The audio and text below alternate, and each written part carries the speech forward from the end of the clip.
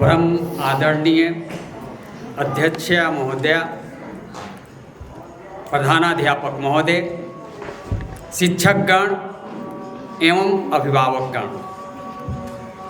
मैं हिंदी टीचर अरविंद पांडे आप सभी को नमन करता हूं एवं हिंदी वाद विवाद प्रतियोगिता में आप सभी का स्वागत करता हूं। साथ ही साथ हमारे हिंदी के प्रतिभागी छात्राओं को भी स्वागत करता हूं, इस उम्मीद के साथ कि इनका आज के हिंदी डिबेट प्रतियोगिता में इनका बेहतर परफॉर्मेंस होगा। और एक एक करके सभी प्रतिभागियों से मैं परिचय लेना चाहूँगा। चले, आप अपना परिचय देंगे। साक्षी कुमारी from class 10. Marisita from class 9th. Myself Shanti Kumari from class 9. Myself Gunwan Kumari from class 10.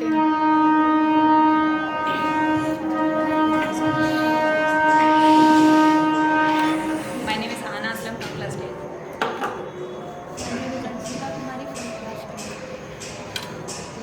Kajal Kumari from class 10. Shaista Parveen from class 10. अब शुरू करते हैं। सर्वप्रथम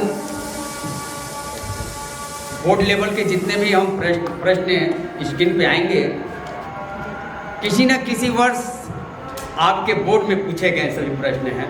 इस हिसाब से सेट किया गया कि ताकि आपका फाइनल बोर्ड एग्ज़ाम की भी तैयारी कर पाएँ। सभी काफ़ी इम्पोर्टेंट प्रश्न हैं जो किसी न किसी साल, ये चाहे 5 साल पहले या 10 साल पहले, सभी प्रश्नों को पूछा गया है। व्याकरण से स्टार्ट करते हैं। सबसे पहले व्याकरण में आते हैं। पद परिचय 2 बार।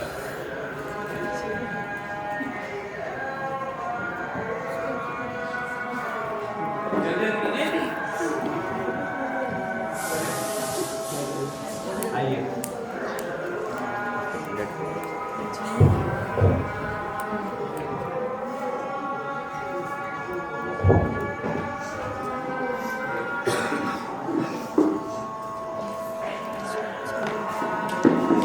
सबसे पहले आहाना से स्टार्ट करते हैं।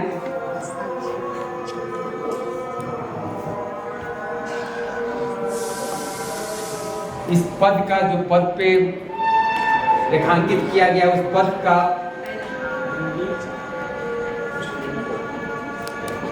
राइट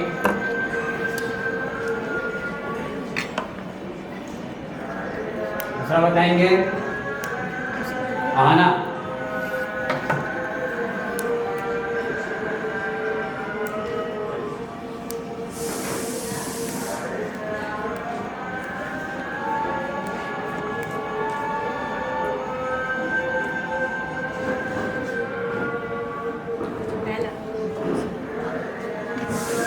राइट,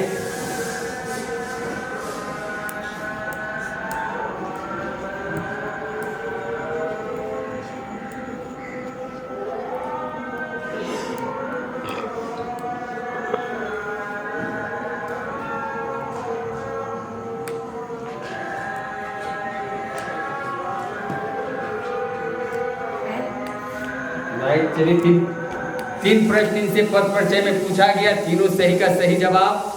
आगे अंशिका से। थोड़ा जोर से आप लोग बोला करें, जैसे क्लास में आप लोग जोर जोर से बोलती हैं, इधर भी जोर से बोले। अंशिका बताएंगी, आपके लिए प्रश्न है। रेखांकित पदों का परिचय बताना।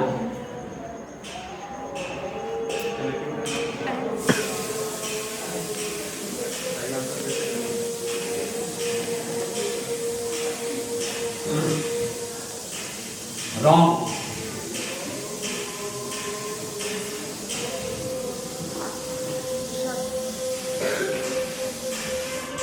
और कोई बता सकते हैं सही क्या हो? ऑडियंस में से बताएंगे।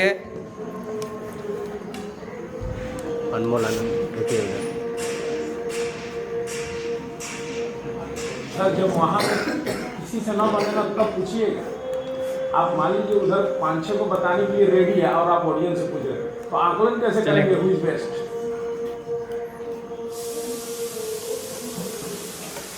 चलिए गुनगुन बताएंगे। Option number 3।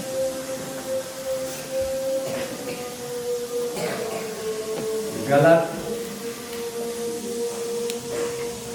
अब तो बता ही देंगे, तो जो गलत कर दिए हैं तो तीसरा ही लोग अपना ऑप्शन मारेंगे। चलिए काजल बताओ। Option number 4। क्यों होगा 4 बताओ। होगा तो क्यों होगा? इसमें से संख्या बता रहे, वे लोग घर पे आए, अभी बाजार में गए थे, मतलब कितने लोग घर पे आए, वे लोग आए घर पे, और पुरुषवाचक भी सर्वनाम। सही है, दूसरा पुरुषवाचक है। पहला में आप सबने गलत कर दिया। वे लोग, वे लोग क्या हो गया? संख्या है ना, अनिश्चित संख्या वाचक है। निश्चितता नहीं लेकिन संख्या बता रहा, वे लोग राइट होगा। अगले प्रश्न की ओर कितने प्रश्न आपसे? 2 प्रश्न। पहला है।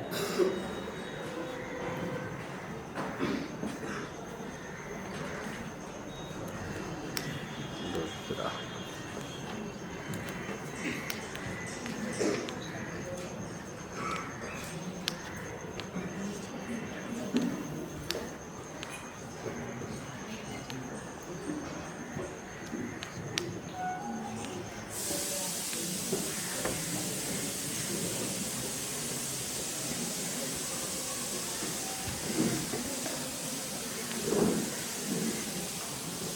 किसको बोलना है? अंशिका, टाइम की लिमिट रखिए इतने देर में।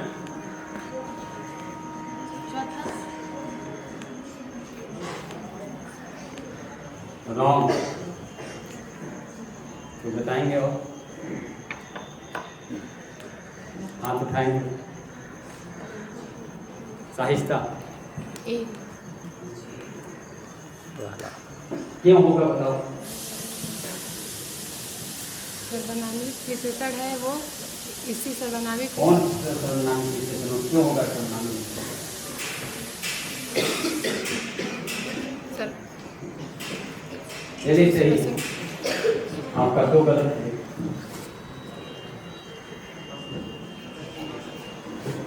तीसरा,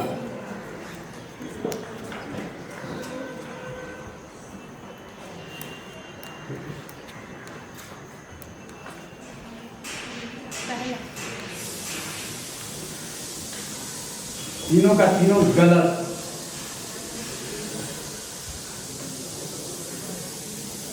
कौन बताएंगे इसमें?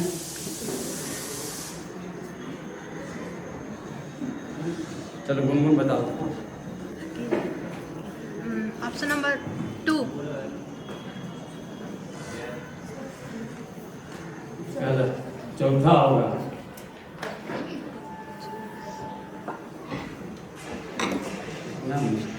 सौरा पटेल है क्या?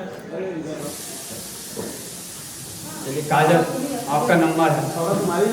3 प्रश्न पर जाएगा।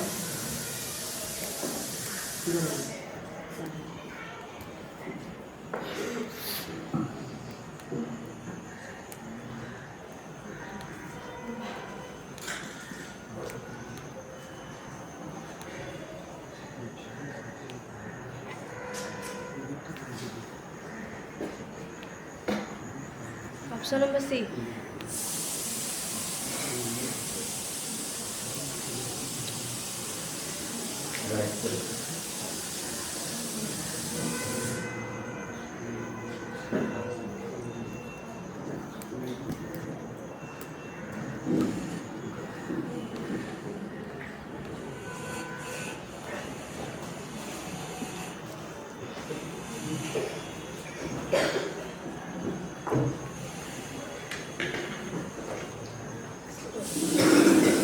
ऑप्शन नंबर ए।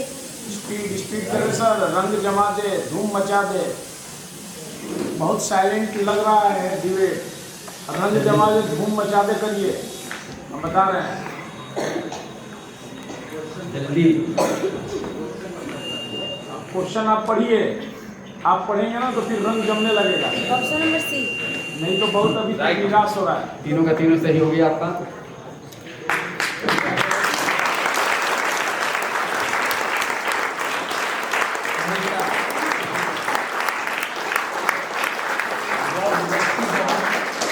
जी सर,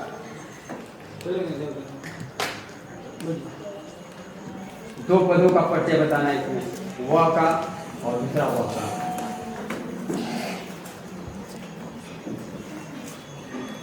ए।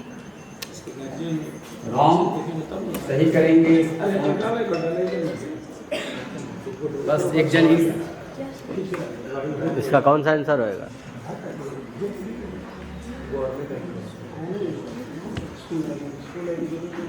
तो तुम बताओ।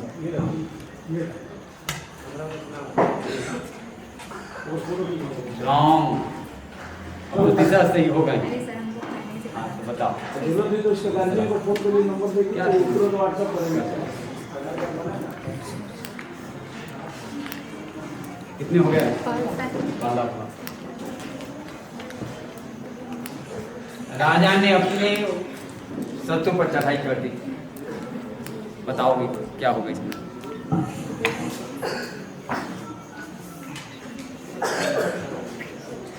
ए। Option A. सही करो, गलत, रॉन्ग। इसी का चलो राइट।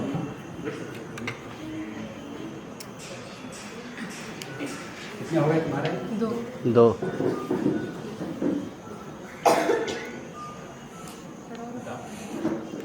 वे स्त्रियां संस्कृत नहीं बोलती। क्या होगा? लाउडली बोलिए आप भी और पढ़िए क्वेश्चन को। वे वे स्त्रियां स्त्रियां संस्कृत नहीं बोलती। वे पद का परिचय क्या होगा? बी। राउंड बोले क्योंकि बाद में सब लोग देखेंगे, ध्यान बी रखना नंबर। इस बात पे। वी, ये माइक के हम लोग देखेंगे। तीनों का तीनों आपका गिरो सही करेंगे। चलिए अंशिका बताओगी। आप भैया ने तुरंत सर्वनामिक विशेषण स्त्रीलिंग बहुवचन, राइट। ज्यादा देर मत बतिया बेटा, यहाँ बहुत काम है। चलिए, तो वापस आप- वीडियो फटाफट बस खत्म करो था। खत्म। पूरा समाचार बताओ। तुम्हें कौन सी कार चाहिए, कौन सी का पद परिचय बताना है?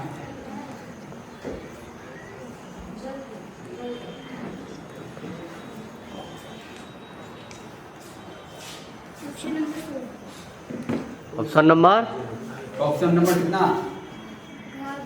घ, सर्वनामिक विशेषण पुल्लिंग एक वचन, कार विशेष्य। कार पुल्लिंग है नहीं, कार पुल्लिंग है तो तुम तो पुल्लिंग बोल रही हो।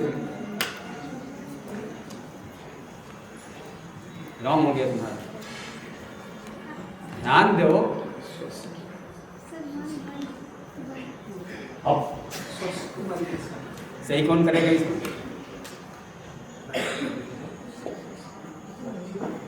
सबसे ऐसा बताओ।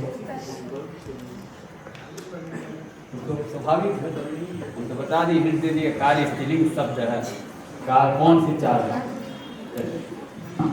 आपका भी यह किताब मेरी है, यह पद का परिचय बताना है। यह, हाँ, आपका नाम पता है? Option number 2। Option number 2। सब तुम लोग यह के बाद क्या है? किताब है। मानो लो अंदर कर दो फटाफट। हाँ, तो ऑप्शन नामिक विशेषण बोलने पे सही करो इसको। शांति बताओ। गलत। कितने हो गए? दोनों गलत ना? 3 हो गए।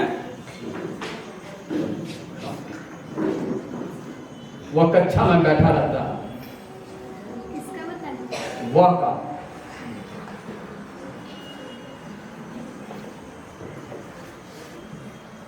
Option number 1।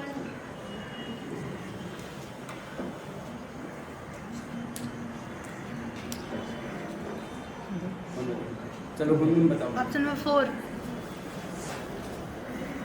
ये 5-6 क्लास के बच्चे बताएंगे, बैठे हुए सब समझ रहे हैं। लिया करो बोलने के बाद। माइक को करते रहे चेंज करो साउंड क्लियर है। चलो श्वेता के लिए प्रश्न है, वह यहाँ अपने आप आया था। आप, दो जगह आप है, दोनों पदों का परिचय बताना है। पहला आप क्या है, दूसरा आप क्या है।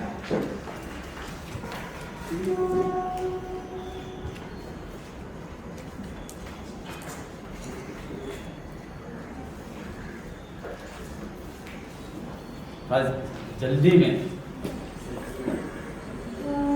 Option number 2। राइट, पहला आप अपने लिए आया है। समूचा गांव खेतों में उमड़ पड़ा का रेखांकित पद है, इस पद का परिचय है।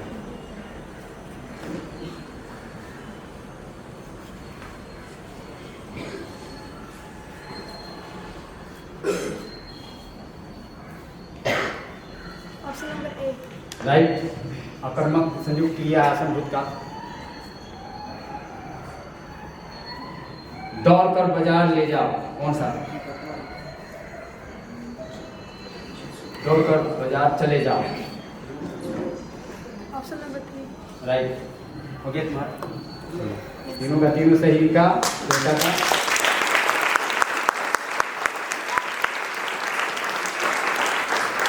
चलिए शांति के लिए प्रश्न है, उन्होंने मुझे इनाम में 10 रुपये दिए, रेखांकित संस्था का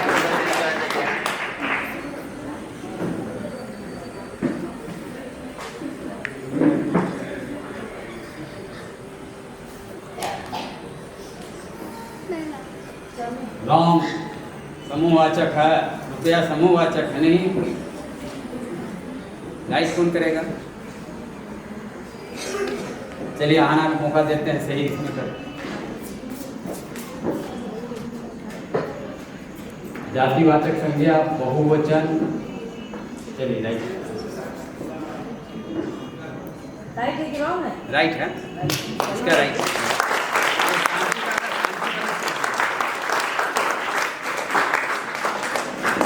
पहले श्याम यहाँ रहता था।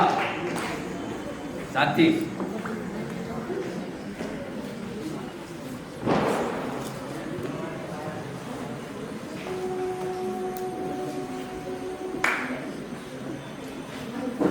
Option number 2। राइट,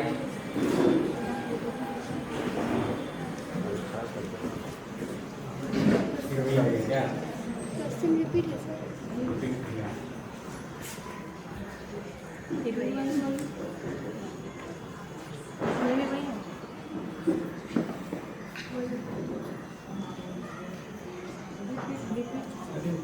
मिमी, क्या हो गया, नीचे आ गया है क्या? चलिए आ गया कम हो गया।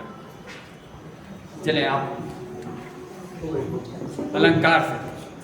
ठीक है, इसी की आई थी क्या? परीक्षा। चलो ठीक। Option number 2। परीक्षा अलंकार। राइट, हो गया सर।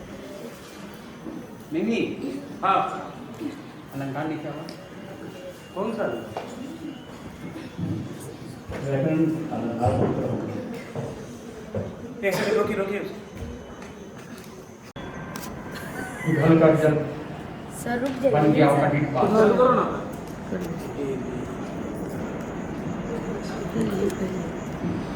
शांति बताओगी इसमें कौन सा अलंकार, पंक्ति में कौन सा अलंकार।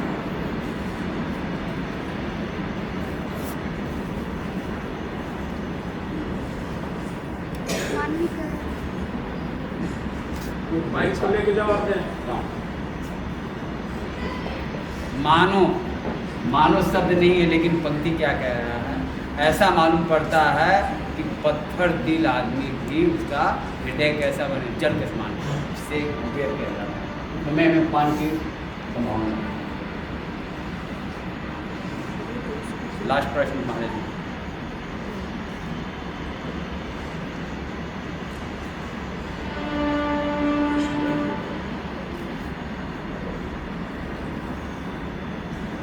क्लास में पंक्ति कराया हुआ।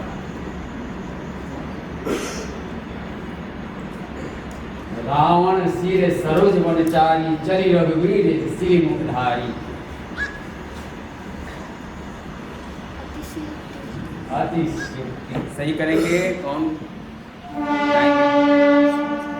अंशिका बताओ।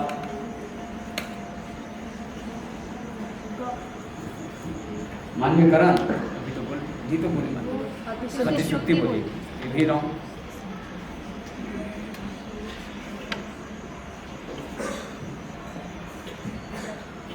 श्वेता अब एक बचा तो लास्ट वही होगा। ऑडियंस में से कोई बताएंगे क्यों होगा,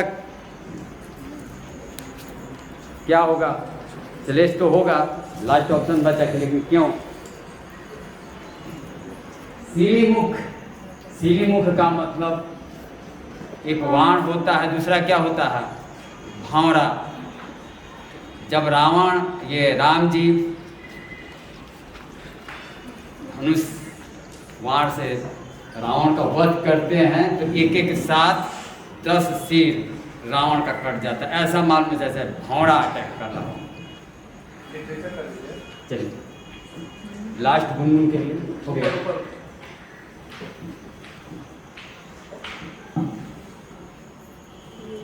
चलो गुनगुन के लिए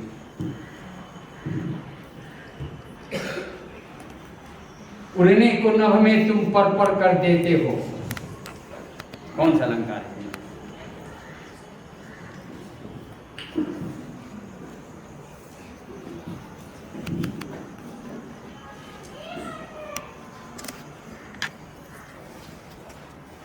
ऑप्शन नंबर ग।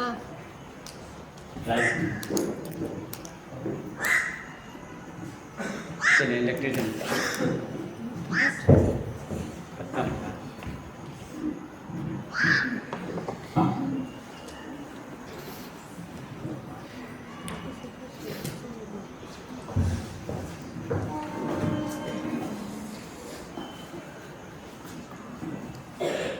अध्याय सबसे पहले नौबत खाने से एक एक करके 8 प्रश्न होंगे।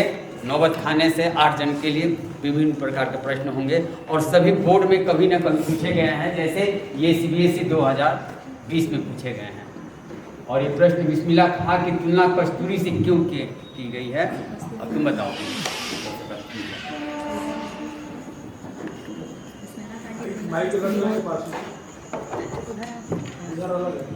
कस्तूरी मध का तात्पर्य है बिस्मिल्लाह खां की तुलना कस्तूरी मध से इसलिए की गई है क्योंकि बिस्मिल्लाह खां हमेशा खुदा से सच्चे सुर की मांग किया करते थे, क्योंकि उन्हें ऐसा नहीं लगता था कि वो अभी भी परिपूर्ण है और वो सदा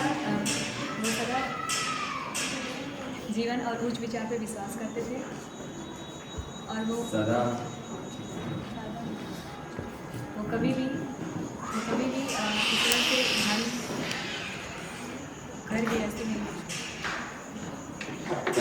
पहले तो तुमको डिफाइन करना पड़ता जो मृग का क्या हाल, क्या लक्षण है। वो लक्षण बिस्मिल्लाह खां में भी था, उसको प्रूफ करना है। तो मृग को लक्षण बताते हुए उसको प्रूफ करना है कि नहीं वो उनकी मृगा कस्तूरी से मृग के समान जो कस्तूरी है उनसे तुलना की गई है।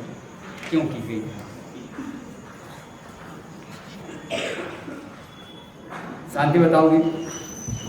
कस्तूरी मृग की तुलना बिस्मिल्लाह खां से कस्तूरी मृग से बिस्मिल्लाह खां की तुलना इसलिए की गई है क्योंकि कस्तूरी मृग अपनी ही महक को पूरे जंगल में खोजता है। बिस्मिल्लाह खां की तुलना इसलिए की क्योंकि बिस्मिल्लाह खां एक बड़े शहनाई वादक होकर भी वो स्वयं को अभी परिपूर्ण नहीं मानते हैं। वे अपने 5 वक्त की नमाज में खुदा से अच्छे सुर की कामना करते हैं। जिस प्रकार कस्तूरी मृग के नाभि में हो, राइट है तुम्हारा, और उससे खुशबू को पाने के लिए वन भटकते रहता है मृग। उसी प्रकार अपने खुदा उनको सुर मिल चुका है और अपने सुर के बार बार अपने 5 वक्त के नमाज में बिस्मिल्लाह खां खुदा से एक ही चीज़ मांगते रह गए 80 वर्ष तक कि मुझे सच्चा सुर चाहिए, अच्छा सुर चाहिए। और जिस प्रकार मृग भी उनके कंठ में है वाणी है, सूर है, और मृग के वाणी ये नाभि में मृग ये कस्तूरी है, वन वन भटकते हैं। चलें, लाइट हुआ आपका शांति। दूसरा प्रश्न है, ये भी 2015, 2013 और 12 में पूछे गए थे। सभी प्रश्न इम्पोर्टेंट है, आपकी परीक्षा की दृष्टि से देखे गए। आपके बोर्ड में कोई ना कोई प्रश्न आएंगे इससे, जितने प्रश्न सिलेक्ट किए गए हैं। बचपन में बिस्मिल्लाह खां किस से प्रभावित थे? अंशिका। जीवन के आरंभिक दिनों में संगीत के प्रति बिस्मिल्लाह खां की उनके नाना से जगी। उनके नाना एक मीठी शहनाई बजाते थे जिसे वो बचपन में खोजा करते थे, और तथा संगीत के प्रति आस्कित उनकी कुलसुम के कचौड़ी तथा एक अभिनेत्री से हुई। उन्हें उनके संगीत बहुत पसंद आते थे, तथा कुलसुम की जब कचौड़ियाँ तेल में जाती थी तो वो छन से जो आ जाती थी, उनसे उन्हें पूरा आरो दिख जाता था। क्या प्रश्न है, बोलते क्या जा रहे हैं, कहाँ पर फिर से सुधारो, फिर से प्रश्न करो, शुरू में सही बोली हो, फिर कहाँ पर? जीवन के आरंभिक दिनों में संगीत के प्रति बिस्मिल्लाह खां की आस्कित उनके नाना से जगी। उनके नाना भी एक सच्चे शहनाई वादक थे, तथा वो भी काशी में बालाजी के मंदिर में वो भी शहनाई बजाया करते थे। और बचपन नाना से प्रभावित थे, नाना के संगीत से प्रभावित थे, तो उनकी रुचि कैसे बढ़ती थी? उनको रुचि को दर्शाओगी ना? उन्हें देखते थे वो बजाते थे। हाँ, बजाते हुए छिप छिप के देखते थे, और वो उनकी मीठी वाली शहनाई को बाकी शहनाइयों में खोजा। हाँ, जब नाना जी शहनाई बजाकर शहनाई रख देते थे तो अपनी नाना जी वाली मीठी शहनाई को ढेर सारी शहनाइयों में ढूंढा करते थे, और ये उनसे प्रभावित थे, नाना जी से प्रभावित थे। लेकिन यहाँ पर है किस चीज़ से प्रभावित थे? तो नाना जी का एग्जाम्पल दे दीजिए। प्रेरणा वहाँ से मिला संगीत सीखने का, उनका संगीत के प्रति रुचि वहाँ से जगह, नाना जी को देख कर उनकी मीठी शहनाई से। दूसरा किससे प्रभावित थे, किस से प्रभावित थे? रसूलन भाई और बतूलन भाई की वो दादर और वो उनके गीतों से वो प्रभावित थे, और उनका वो अधिकतर उनके घर से होके जाया करते थे क्योंकि उन्हें उनके गीत बहुत पसंद थे। और बस, और किस से प्रभावित? अधूरा कह देने, चलो बिस्मिल्लाह खान नहीं, फिर जो बात को कह दे दूसरा बोलना होगा। और किससे प्रभावित हैं? बिस्मिल्लाह खान बचपन में निम्नलिखित लोगों से प्रभावित थे। रसूलन भाई बतूलन भाई से प्रभावित थे, नाना जी से प्रभावित थे, और अपने मामू जान से भी प्रभावित थे। एक अभिनेत्री संलोचना से भी प्रभावित। अब एक अभिनेत्री से भी वो प्रभावित थे। रसूलन भाई और बतूलन भाई की ठुमरी टोपी और संगीत के प्रति बिस्मिल्लाह खां की आसक्ति कैसे हुई? ये भी प्रश्न है। आसक्ति में रुचि से प्रभावित वो रसूलन भाई और बतूलन भाई की ठुमरी और टोपी से वो प्रभावित थे। उनको संगीत से बढ़ते हैं, ठीक है, कुछ बात वही बात बोलो। अगला प्रश्न है तुम्हारे लिए, बोलो। अब बोलो, खान साहब को किन उपाधियों तथा पुरस्कारों से सम्मानित किया गया? खान साहब को निम्नलिखित उपाधियों और पुरस्कारों से सम्मानित किया गया था। खान साहब एक सच्चे सुर साधक थे, शहनाई बजाते थे, और वो कभी भी खुदा से धन दौलत मांगने। प्रश्न क्या है, जवाब क्या दे रही हो? कौन सा पुरस्कार उन्हें मिला? कोई पुरस्कार से सम्मानित किया गया है, कौन सा पुरस्कार का नाम सबको बताना।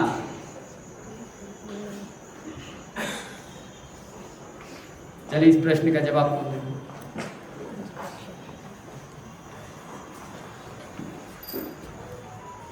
जितने भी उपाधियों से पुरस्कारों से सम्मानित किया गया है सभी बताना पड़ेगा, ना अधूरा नहीं। वही हाथ उठाएं। चल बोलो श्वेता। बिस्मिल्लाह खां को भारत रत्न का पुरस्कार दिया गया भारत है रत्न तथा बहुत सारे विश्वविद्यालयों में भी उन्हें पुरस्कार दिया जा चुका है। और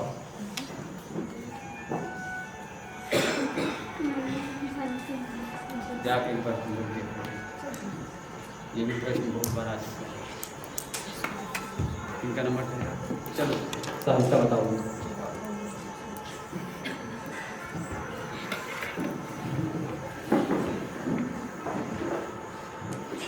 सहजता बताओ। कुलसुम की देसी घी की बनी कचौड़ी को खां साहब संगीत में कचौड़ी क्यों कहते हैं?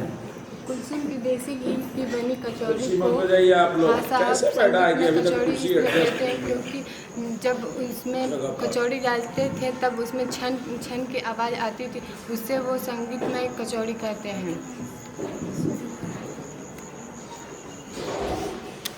क्यों कहते हैं हंस आवाज? चलिए आगे प्रश्न बताओ।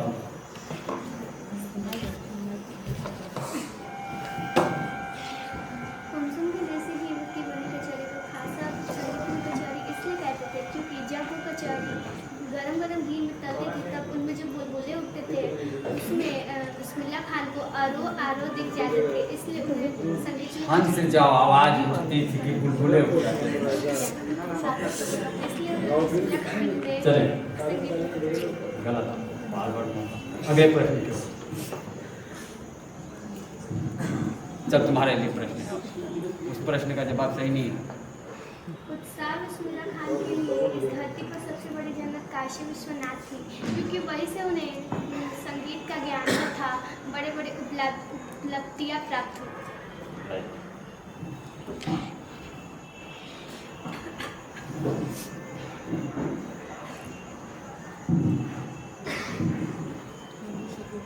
श्वेता तुम्हारे लिए गंगा यमुनी संस्कृति का क्या आशय है? यह कैसे कह सकती हैं कि काशी में गंगा यमुनी संस्कृति रही है?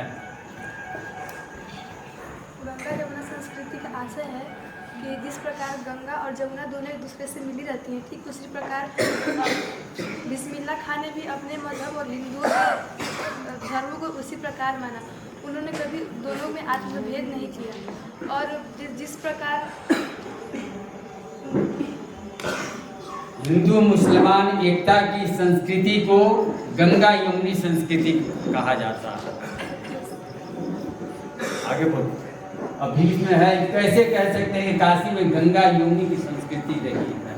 क्योंकि यहाँ से लोग शुरुआत से ही एक दूसरे से मिलजुल कर रहते हैं, तो एक दूसरे के भाईचारा को समझते हैं और सभी पर्वों को श्रद्धा से मनाते हैं, चाहे वो मुस्लिम का पर्व हो या हिंदू का पर्व हो। मिलजुल कर मनाते हैं। काशी में हिंदू मुसलमान सद्भावना पूर्वक एक साथ मिलजुल कर रहते हैं। दोनों के एक दूसरे के पर्व में, एक दूसरे के तीज त्यौहार में दोनों हंसी खुशी से मनाते हैं, मिलजुल कर मनाते हैं। चलिए ठीक, राइट।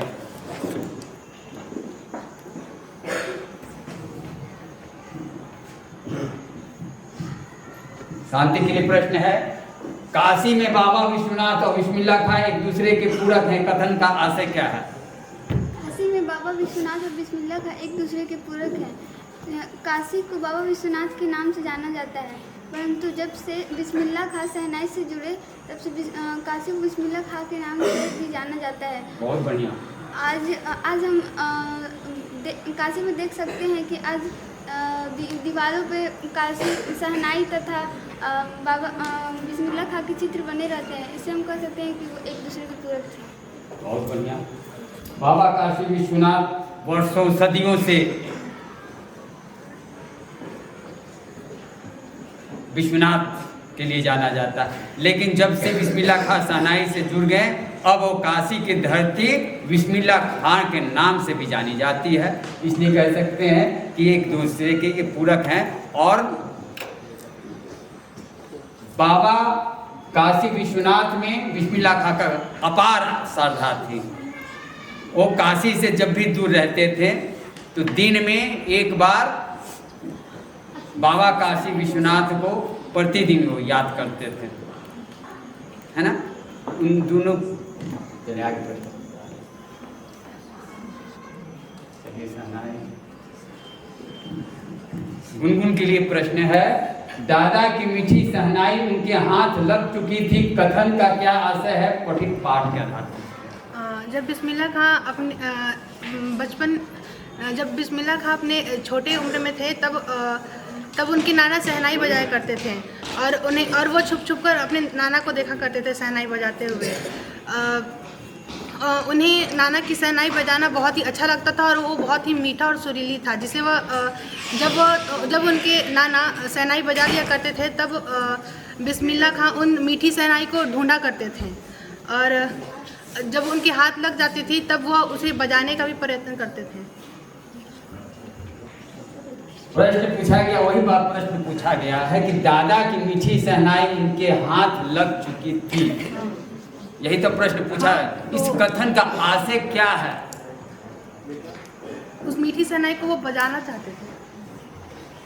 वही बात क्या पूछा जा रहा है कि उनके हाथ लग, इस कथन बुक में लिखा हुआ है, लास्ट में पैराग्राफ में है। इस कथन का मतलब क्या है? उनके हाथ लग चुके थे और तुम बजाय ढूंढा करते थे, दोनों में अंतर है।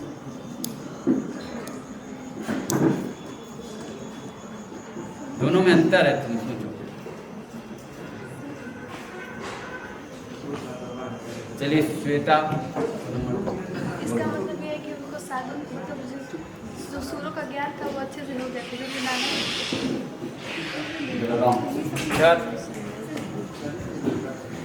चलो आना बताओ। दादा की मीठी सहनाई उनके हाथ में चुकी थी। इस कथन का आशय यह है कि जब भी बिस्मिल्लाह खां सहनाई को बजाते थे तो उनके मुख से हमेशा मंगल ध्वनि ही निकलती थी, वो हमेशा मधुर ही रहती थी।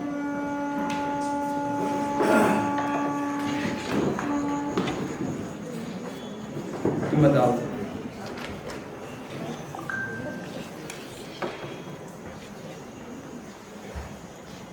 4 साल की उम्र में जब बिस्मिल्लाह खां अपने नाना के घर रहते थे तब उनके नाना बहुत अच्छे शहनाई वादक थे। जब भी वो शहनाई बजाकर अपने शहनाइयों के ढेरों में रख देते थे तब बिस्मिल्लाह खां उनकी मीठी शहनाई को खोजा करते थे। आगे चल के जब बिस्मिल्लाह खां को अभिनेत्री सुलोचना की फिल्मों को देखने का आनंद हुआ तब वह बालाजी के मंदिर में जाकर शहनाई बजाया करते थे, जिससे उन्हें थोड़ा धन प्राप्त होता था। और शहनाई बजाते बजाते उनका हाथ शहनाई में लग गया, जिससे लोग उन्हें और उनका शहनाई बहुत मिठास बंद हो गया, इसलिए उन्हें दादा की मीठी। इस कथन का आशय है कि उनकी दादा और उनका शहनाई वादक उनके नाना नहीं हो पा रहा, शुरू में कह रही हो, बाद में प्रूफ नहीं हो पा रहा। चलो शांति बताओ। जब बिस्मिल्लाह खां 5 वर्ष के थे तब वो अपने नाना के घर रहते थे। वो अपने नाना लास्ट वाला बताओ ना, लास्ट में ये सब तो बता रही हो, गुनगुन भी बताइए, वो भी बताइए। बिस्मिल्लाह खां सुलोचना की फिल्म देखने के लिए काशी मंदिर में द्वार पे शहनाई बजाते थे। उनके रोज़ की रियाज ने उनकी आवाज़ मीठी बना दी। इसी के कारण अब हम कह सकते हैं कि बिस्मिल्लाह खां को दादा की मीठी शहनाई उनके हाथ लग चुकी थी। अब वह एक बड़े शहनाई वादक हो गए थे।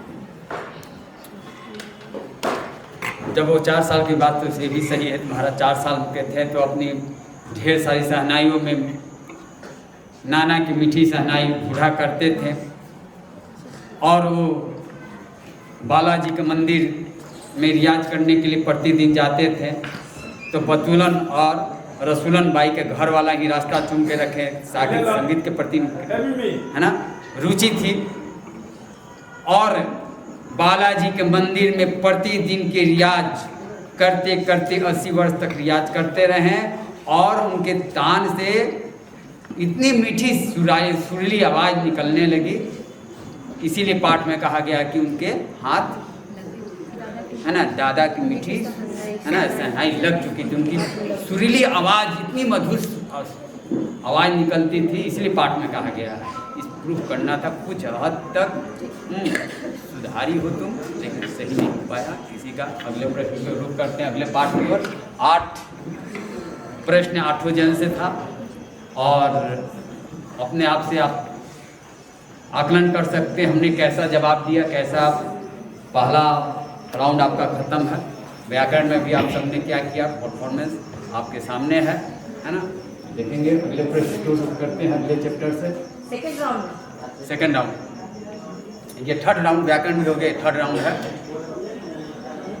लेखक के दृष्टि में सभ्यता और संस्कृति की सही समझ अब तक क्यों नहीं बन पाई है? आना के लिए लेखक की दृष्टि में सभ्यता और संस्कृति की अभी तक समझ इसलिए नहीं बन पाई है क्योंकि लेखक अभी तक हमको सभ्यता और संस्कृति का मतलब ही नहीं समझ में आया है, और वो उसे लिख कर उन्हें संस्कृत, क्योंकि तुम लोग भूल क्यों जाते? लिखती इतना बढ़िया हो, यहाँ पर कहने में दिक्कत क्या हो जाता है? लेखक की दृष्टि से सभ्यता और संस्कृति की यही समझ अब तक इसलिए नहीं बन पाई क्योंकि संस्कृति उसे कहते हैं जो कोई संस्कृत व्यक्ति उसे कहते हैं जो कोई भी अस्पष्टता नहीं। अभी तक लेखक को सभ्यता संस्कृति दो शब्द का सही समझ हो ही नहीं पाई कि सभ्यता क्या है, संस्कृति क्या है, उसे समझे में नहीं आया है। और संस्कृति और सभ्यता का अपने ढंग से बाद में उन्होंने डिफाइन किया है, परिभाषित किया है। भूल रही हो। चलिए उनका सब कितने सबका हाथ उठाए, चलिए साहित्य बताओगे, देखें कितना। लेखक की दृष्टि से सभ्यता और संस्कृति की सही समझ अब तक इसलिए नहीं पता चल पाई है क्योंकि जिसने पहल आविष्कार किया उसे संस्कृत व्यक्ति कहते हैं। पहले संस्कृति वाला तुम लोग को याद हो गया। संस्कृत पहले संस्कृत व्यक्ति किसे कहते हैं? फिर कहना होगा तो सही बोलो। संस्कृति और सभ्यता की अब तक सही समझ इसलिए नहीं हो पाई है क्योंकि दोनों शब्द एक ही हैं। अगर इन दोनों शब्द के आगे हम लोग विशेषण लगा दें तो दोनों शब्द का समझना और भी अस्पष्ट हो जाता है। अभी तक इसीलिए ये दोनों की सही समझ नहीं हो पाई है। अगर ये दोनों एक ही शब्द है तो एक ही शब्द विशेषण कौन सा विशेषण लगा दिए जाते हैं तो उसको बताओ भी उसके शब्द के आगे विशेषण लगा देंगे। कौन सा विशेषण सब जोड़ देते हैं तो क्या अर्थ निकलता है? पूरा पूरे सब विशेषण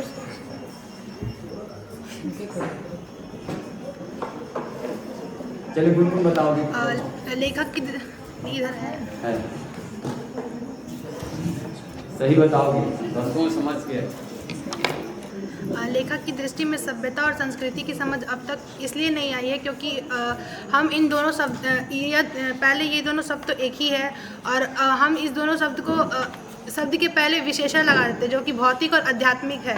भौतिक सभ्यता और आध्यात्मिक सभ्यता, हाँ ये विशेषण शब्द है। इन शब्दों को जब लगा देते हैं तो क्या होता है? दोनों का शब्द अलग अलग हो जाता है, विभिन्न अर्थों में इसका अर्थ प्रयोग करते हैं। अगर ये दोनों शब्द अलग अलग है तो इन दोनों में अंतर फिर क्या है? इसलिए अभी तक लेखक को इन दोनों संस्कृति सभ्यता का मतलब नहीं समझ में आया। राइट, चलिए गुनगुन बहुत अच्छा जवाब है। किसके लिए था? हाँ अंशिका बताओगी। आग की खोज एक बहुत बड़ी खोज क्यों मानी जाती है? इस खोज के पीछे क्या प्रेरणा रही होगी? इसके मुख्य स्रोत क्या रही? हाँ दोनों एक ही है। क्यों मानी जाती है? आग की खोज अब तक की जितनी भी खोज है सबसे बड़ी खोज मानी जाती है। आविष्कार क्या है और इस खोज के पीछे क्या स्रोत रहा हो गया, क्या प्रेरणा ऐसा हो रहा होगा? आपकी खोज एक बहुत बड़ी 2 मिनट बस करिए 2 मिनट।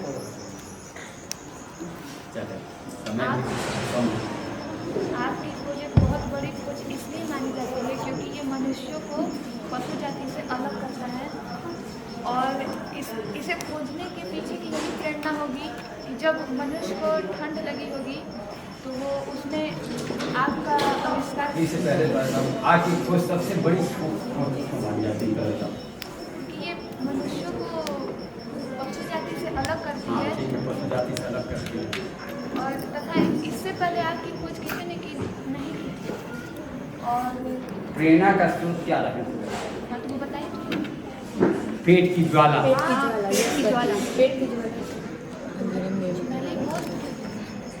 आज लिखती हो बहुत बढ़िया, लेकिन बोलने में तो बहुत बोलने तो बोलने दे ही रहे बार बार। आपकी खोज के पीछे की यही प्रेरणा रही होगी कि पेट की ज़्यादा चलो जब दूसरे प्रश्न बताओ, मौका देते हैं। ये भी नहीं, चलिए बताओ, न्यूटन को संस्कृत मानव कहने के पीछे कौन से तर्क दिए गए हैं? न्यूटन को संस्कृत मानव कहने के पीछे यही तर्क है कि न्यूटन ने गुरुत्वाकर्षण का सिद्धांत दिया था। इससे पहले किसी ने गुरुत्वाकर्षण का सिद्धांत नहीं दिया था। संस्कृत व्यक्ति उसे कहते हैं जो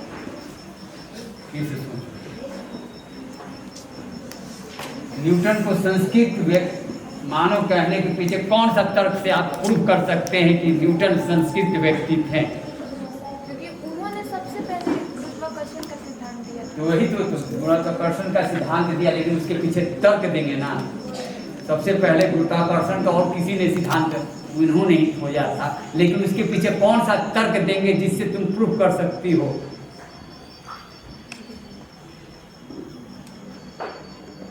कोई तर्क दोगी ना कि उन्हें संस्कृत व्यक्ति कहेंगे, तो उस तर्क को बताओ कौन सा तर्क होगा, कौन देगा? गुनगुन बताओ।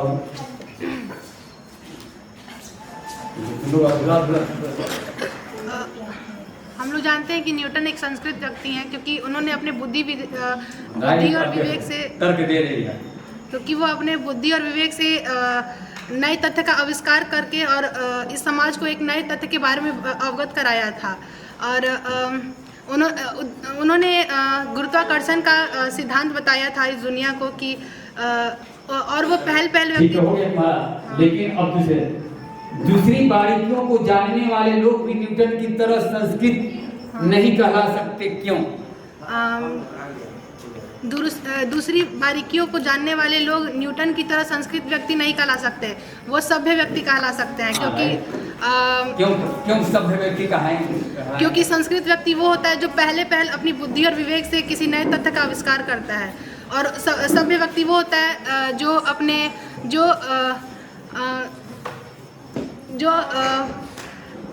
जो पहले आविष्कार कर लिया उसको आगे बढ़ाए।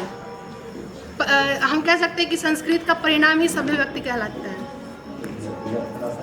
चल आगे बढ़ते हैं, कितना इधर चल रहा है, हो गया समाप्त। जल्दी चलाइए, जल्दी चल रहा है।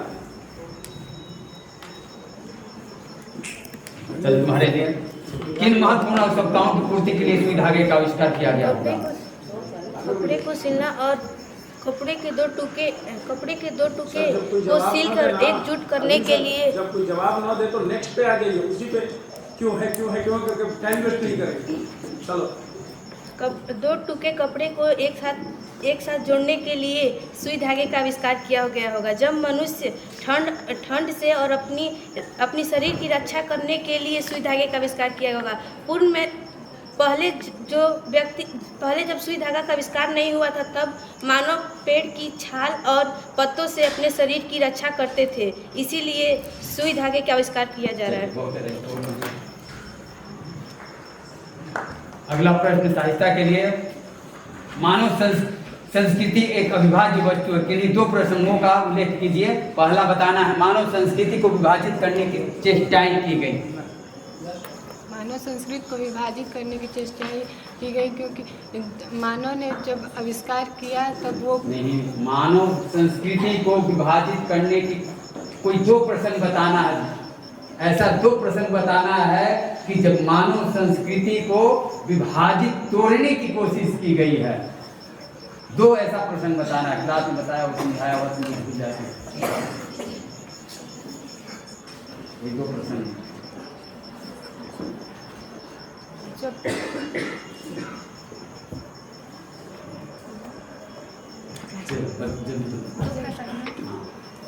इंदिरा गांधी की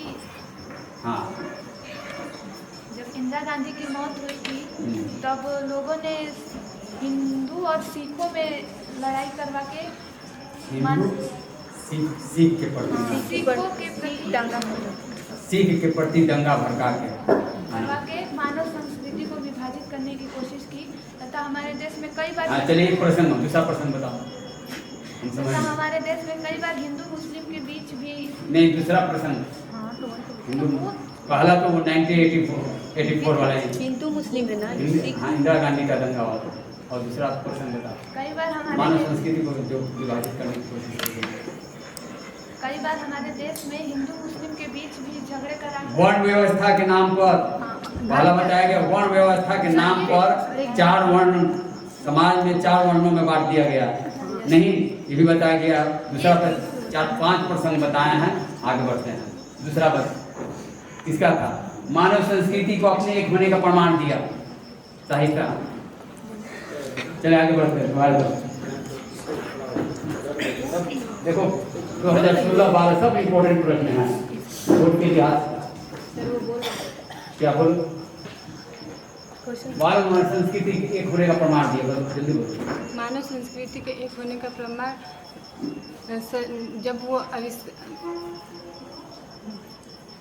जब वो आविष्कार कर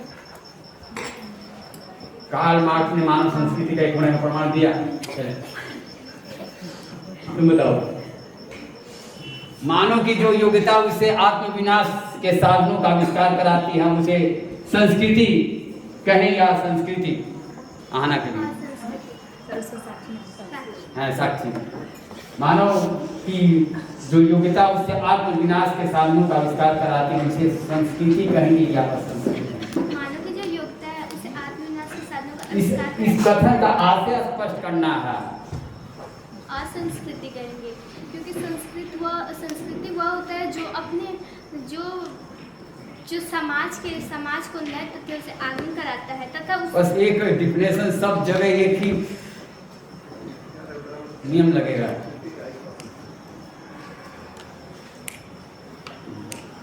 संस्कृति समाज के मानव की योग्यता अपनी बुद्धि विवेक और योग्यता से जो किसी वस्तु का आविष्कार होता है उसे क्या कहते हैं संस्कृति कहते हैं तो अब देखो मानव की जो योग्यता उसे आत्मविनाश के साधनों का आविष्कार कराती है तो असंस्कृति डिफाइंड हो इस कथन का आशय ढंग से समझाओ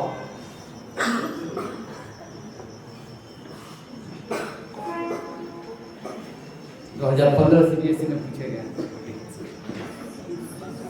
असंस्कृति संस्कृति के एकदम विपरीत है यह मानव की योग्यता उसे आत्मविनाश के साधनों का आविष्कार कराती है संस्कृति समाज के विकास में अपना योगदान देती है परंतु असंस्कृति नहीं हो रहा है एक शब्दों में चलो और कोई बताएगा मानव के हित के लिए किया जाता है चलो दान तुम बता दो बताओ सर क्योंकि जो असंस्कृति होता है संस्कृति होता है मानव के हित के लिए किया जाता है लेकिन असंस्कृति से उसका विनाश होता है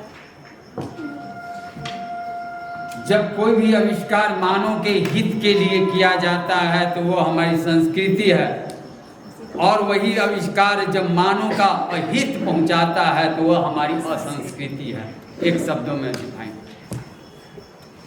चले किस इनका नंबर था चलिए आपका फिर से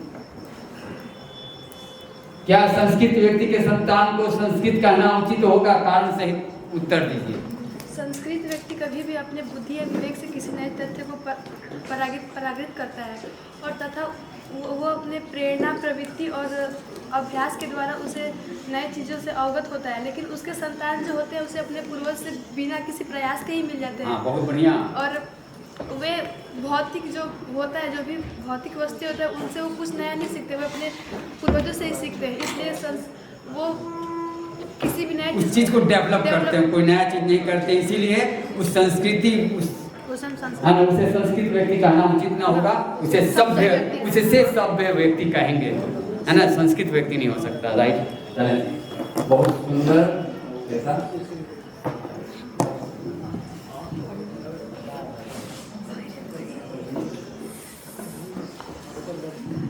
चलिए एक कहानी या विषय लेखिका का जन्म मध्य प्रदेश के भानुपुर गांव में हुआ था, लेकिन उनके यादों का सिलसिला अजमेर में हुआ था।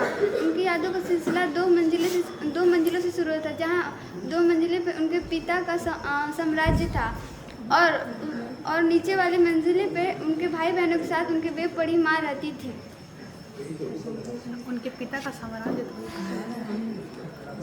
है ना, ऊपर मंजिल पे उसके पिताजी का नाम रहता, साम्राज्य तो नहीं कहता, तो ठीक तो बोली है, गलती क्या बोली? सम्राट थोड़ा ना कमरा अरे कमरा था, अधिकार क्षेत्र था, पिताजी ही रहते थे। साम्राज्य का मतलब क्या हो गया? अधिकार क्षेत्र। चलिए गुनगुन,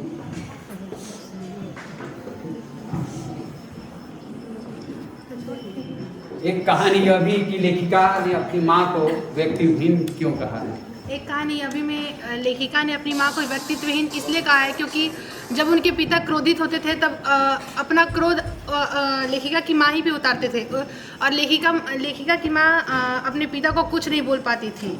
और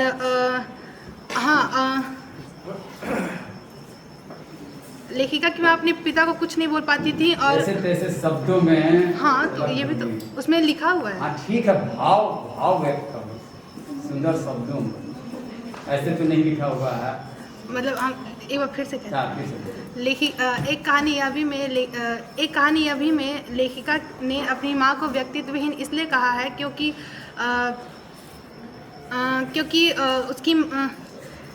जब उनके पिता क्रोध होते थे तब अपना क्रोधी भाव अपने माँ ही पे उतारा करते थे, जिस पे उनकी माँ कुछ नहीं बोलती थी। उनकी माँ काफ़ी अनपढ़ी माँ थी।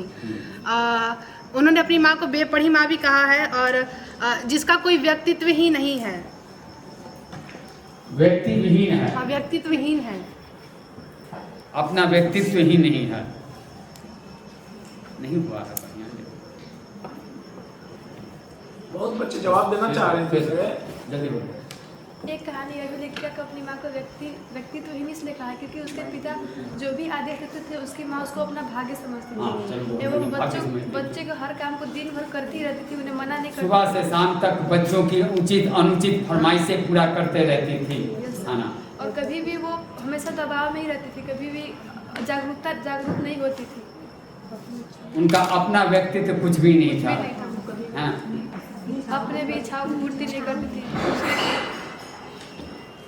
है ना तुम्हारी गलती। देखो सर 5 मिनट और आपके पास है। ठीक, आप चाहें तो सबका इंडिविजुअल एक क्वेश्चन ला के और पूछ सकते हैं कि हाथ उठाओ, पहले कौन बोलेगा। एक उंगली से कीजिए। एक उंगली से।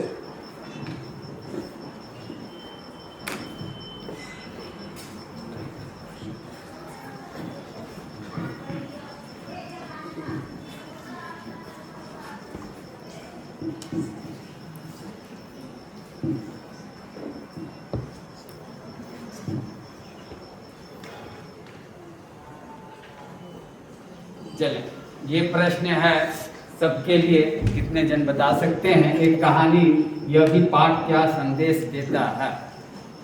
लास्ट प्रश्न आप सबके लिए। 1 मिनट में एक्सप्लेन करना है या 2 मिनट में? 1 मिनट। चलिए आप।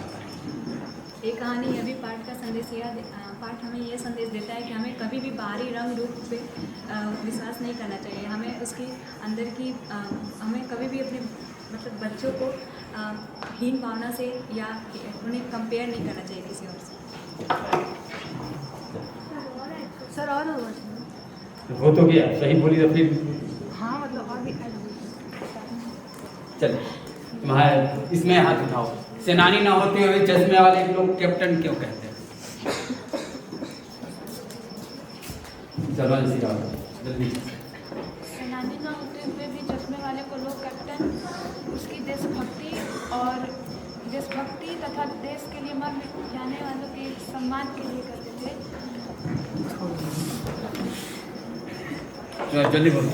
सेनानी उसे चश्मे वाले को कैप्टन इसलिए कहते थे क्योंकि चश्मे वाले नेताजी की मूर्ति पे हमेशा चश्मा लगाता था, जिसके प्रति देश भावना की भक्ति दिखती थी, इसीलिए लोग उसे सेनानी ना होते हुए भी कैप्टन वाले कहते थे। इसमें कुछ कमी है? कमी को बताओगे, केवल कमी। गुनगुन बताओगे पहले कमी, क्या कमी? बोल दे पूरा। नहीं, केवल कमी बताना, क्या कमी बोली? ये हम कह सकते हैं कि चश्मे वाला था, वो जो स्वतंत्र आंदोलन में जो भाग लेते थे उनका बहुत ही आदर सम्मान किया करता था। हाँ, तो श्वेता बोलो। सर उसको बिना चश्मे वाली मूर्ति बुरी लगती थी तथा उसे आहत भी करती थी। हाँ। अरे लोग कैप्टन वाले, अरे चश्मा बेचने वाले, लेकिन उसे लोग कैप्टन कहते हैं। क्यों कहते हैं? चश्मा कैप्टन को लोग सेनानी इसलिए कहते, कैप्टन को सेनानी इसलिए कहते थे क्योंकि वह न ही नेताजी का साथी था और न ही आज़ाद हिंद फौज का भूतपूर्व सिपाही था। फिर भी लोग उससे कैप्टन कहते थे क्योंकि वह उसे नेताजी के बिना चश्मे वाली मूर्ति आहत करती थी। चलिए आगे बढ़ो। किसी के पास नहीं है, बता दें, और यहीं पे इन करते हैं। समय सीमा समाप्त है, इसीलिए यहीं पे हमें